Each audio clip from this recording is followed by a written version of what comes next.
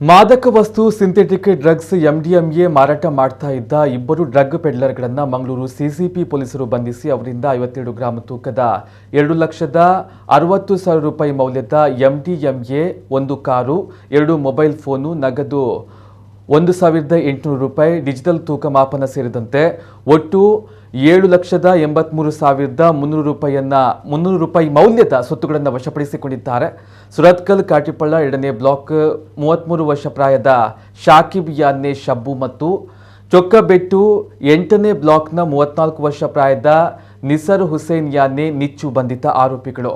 ಸುರತ್ಕಲ್ ತಣಂಬೈಲ್ ಪರಿಸರ ಬೀಚ್ ರಸ್ತೆಯಲ್ಲಿ ಕಾರಿನಲ್ಲಿ ಇಬ್ಬರು ಅಕ್ರಮವಾಗಿ ಮಾದಕ ವಸ್ತುವನ್ನು ಮಾರಾಟ ಮಾಡ್ತಾ ಇದ್ದ ಬಗ್ಗೆ ಖಚಿತ ಮಾಹಿತಿ ಪಡೆದ ಮಂಗಳೂರು ಸಿಸಿಬಿ ಘಟಕದ ಎಸಿಪಿಎ ಹೆಗಡೆ ನೇತೃತ್ವದ ಪೊಲೀಸ್ ತಂಡ ದಾಳಿ ನಡೆಸಿದೆ.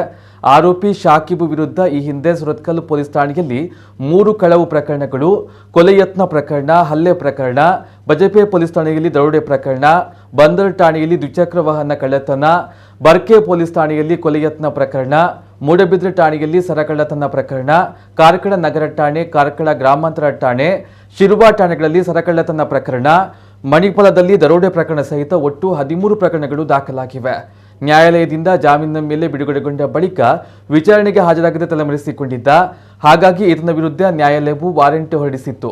ಆರೋಪಿ ನಿಸರ್ ಹುಸೇನ್ ಯಾನೆ ನಿಚ್ಚು ವಿರುದ್ಧ ಈ ಹಿಂದೆ ಸುರತ್ಕಲ್ ಪೊಲೀಸ್ ಠಾಣೆಯಲ್ಲಿ ದರೋಡೆ ಪ್ರಕರಣ, ಕೊಲೆ ಯತ್ನ ಪ್ರಕರಣ, ಬರ್ಕೆ ಠಾಣೆಯಲ್ಲಿ ಮಾದಕ ವಸ್ತು ಮಾರಾಟ ಪ್ರಕರಣ ಹಾಗೂ ಕೊಲೆ ಯತ್ನ ಪ್ರಕರಣ, ಮುಲ್ಕಿ ಠಾಣೆಯಲ್ಲಿ ಕಳವು ಪ್ರಕರಣ, ಕದ್ರಿ ಠಾಣೆ, ಉಪ್ಪಿನಂಗಡಿ, ಸಕಲೇಶ್ಪುರ ಪೊಲೀಸ್ ಠಾಣಾ ವ್ಯಾಪ್ತಿಯಲ್ಲಿನ ಹೆದ್ದಾರಿಗಳಲ್ಲಿ ಸಂಚರಿಸುವಂತಹ ವಾಹನಗಳನ್ನು ಅಡ್ಡಗಟ್ಟಿ ದರೋಡೆ ನಡೆಸಿದಂತಹ 3 ಪ್ರಕರಣಗಳು, ಪಾಂಡೇಶ್ವರ ಠಾಣೆಯಲ್ಲಿ ಕೊಲೆ ಯತ್ನ ಪ್ರಕರಣ, ಹೀಗೆ 9 ಪ್ರಕರಣಗಳು ದಾಖಲಾಗಿವೆ.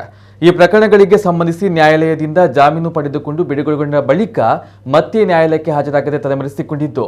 ಈತನ ವಿರುದ್ಧ 7 ವಾರೆಂಟ್ ಜಾರಿಯಲ್ಲಿತ್ತು. ಇತ್ತೀಚೆಗೆ ವಿಟ್ಲ ಪೊಲೀಸ್ ಠಾಣಾ ವ್ಯಾಪ್ತಿಯಲ್ಲಿ ಕ್ರಿಕೆಟ್ ಪಂದ್ಯಾಟದ ವೇಳೆಯಲ್ಲಿ ನಡೆದಂತಹ ಗಲಾಟೆಯಲ್ಲಿ ಯುವಕನೊಬ್ಬನ ಕೊಲೆಗೆ ಯತ್ನಿಸಿದ ಪ್ರಕರಣದಲ್ಲಿ ಕೂಡ ಈತ ಭಾಗಿಯಾಗಿದ್ದು ಈ ಪ್ರಕರಣದಲ್ಲಿ ತಲೆಮರೆಸಿಕೊಂಡಿದ್ದ ಎಂದು ಪೊಲೀಸರು ಮಾಹಿತಿ ನೀಡಿದ್ದಾರೆ.